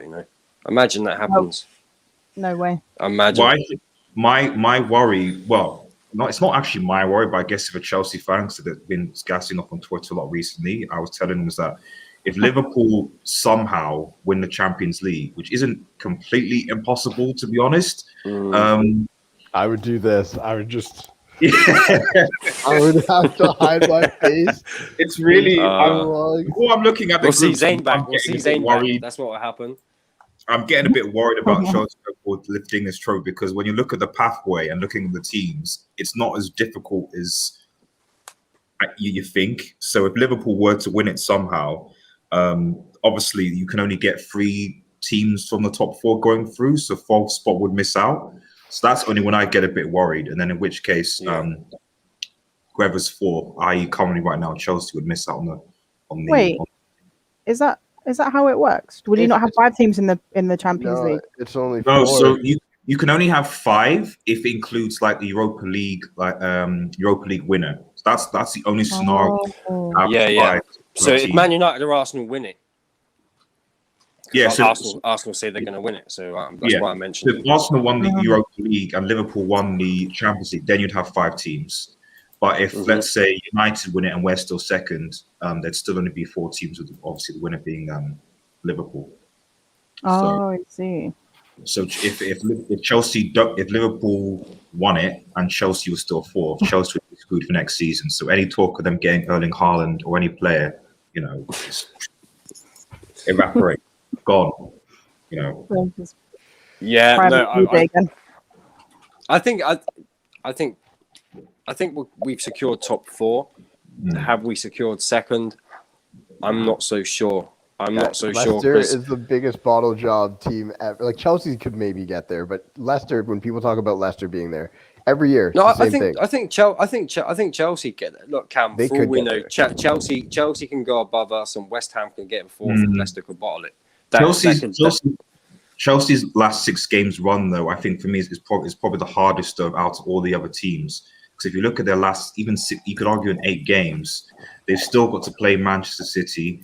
They've still got to play Arsenal, and Leicester City as well. They've got Villa, who Grealish will come back pretty tough. Oh, jeez. Okay. Then they've got Fulham, who obviously will be fighting for their lives as well. Okay. So they've actually got a lot of difficult games in the last 6 or 8. I wouldn't even be surprised if they dropped out of top 4. I didn't look at their run. That's a wild run. It's fine, but Chelsea's run is quite difficult. Yeah. Have you seen Chelsea's last 4 as well? Yeah, it's City, Arsenal, Leicester, and then Villa, isn't it? That's a big one. You could lose all 4 of those games. Yeah, they got the toughest run out of everybody. I think the last 4, yeah. And if they're still sort of around there, if they're Champions League semi-finals as well, in between some of those games, it's don't worry, Indiana. They've got Timo Werner to come clutch. They've got him. He can. Do you know how funny it would be though? Do you know how funny it would be if he was the guy who scored the goal for them and won the Champions League? It would be funny. It would be funny. Didn't Torres in the semi-final? I mean, he was a sort of a flop, and then he scored against Barcelona, wasn't it, in that semi-final to get them through to the final, clutch goal. So. Stranger things have happened, so I won't be surprised. Yeah, no, it's true. It's true. Listen, people, thanks for tuning in. I've got to go because I'm hungry, and 2, somebody keeps buying sofas at my house. So I've got to move a load of stuff today. But yeah, no, don't get me. I'll tell you about it afterwards. Thanks for tuning in. Please like the stream, subscribe to the channel, follow everybody. Go check out the Football Terrace 6 o'clock as well, please. Go and do that. Make sure you're there for that. Terry's got a big announcement there today, so please go and do that. And Fraud Watch tonight at 10, maybe 10:30, so keep an eye on the streams. But thanks for tuning in. Thanks, everyone, for coming on. Peace. Catch you all later. Peace. When I click the button. Peace, Indiana. We'll chat. Bye.